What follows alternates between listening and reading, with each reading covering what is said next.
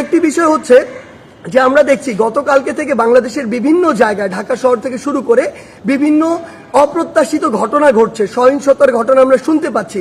আমরা আপনাদেরকে স্পষ্ট করে বলতে চাই, এই যে বাংলাদেশের ছাত্র সমাজ একটি এত বড় আন্দোলন করেছে, একটি ফ্যাসিস্ট একটি সরকারের যে একটি পতন ঘটিয়েছে, সেটি আমরা এই কারণে করিনি যে একজন নির্যাতক চলে যাবে আরেকজন নির্যাতক এসে সেই জায়গাটি নিবে।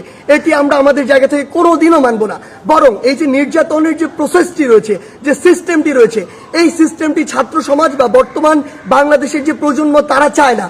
সেই নির্যাতনের সিস্টেমটি চেঞ্জ করার জন্য আমরা আমাদের এই আন্দোলনটি করেছি, এই অভ্যুত্থানটি ঘটিয়েছি পুরো বাংলাদেশের মানুষকে নিয়ে।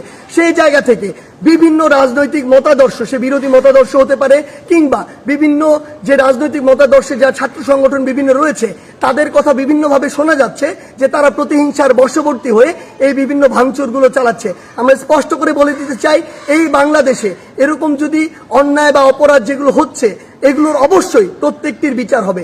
সেই জায়গা থেকে আমরা স্পষ্ট করি, আমরা কখনো আমাদের জায়গা থেকে এমন সহিংসতাগুলো সমর্থন করি না। একটি দল 15-16 বছর ধরে বাংলাদেশে এই একটি রেজিম চালিয়েছে, একটি যে স্বৈরাচারী ব্যবস্থা চালিয়েছে, আবার কেউ এসে যদি এটি চালায়, তাহলে আসলে পরিবর্তনটা হলো কি, লাভটি হলো কি? আমাদের প্রত্যাশার সাথে এটা কোনোদিন প্রাসঙ্গিক হয়? কখনো হয় না। তাই আমাদেরকে এটা আমাদের কাজের মাধ্যমে প্রকাশ করতে হবে যে আমরা যে বাংলাদেশের স্বপ্ন দেখি সেটি আসলে আমরা সত্যি করতে চাই।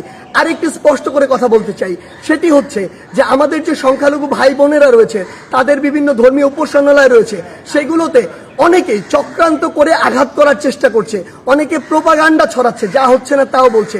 সেই জায়গা থেকে আমাদের সকলকে, সকল ধর্মের বর্ণের সকলকে এই দায়িত্ব নিতে হবে যে আমাদের যে ভাই বোনেরা এটি শিকার হচ্ছে, তাদেরকে আমাদের প্রোটেক্ট করতে হবে। একটি জিনিস মনে রাখবেন, 1971 যখন বাংলাদেশ স্বাধীন হয়েছিল, কোন নির্দিষ্ট ধর্মের মানুষের কারণে স্বাধীন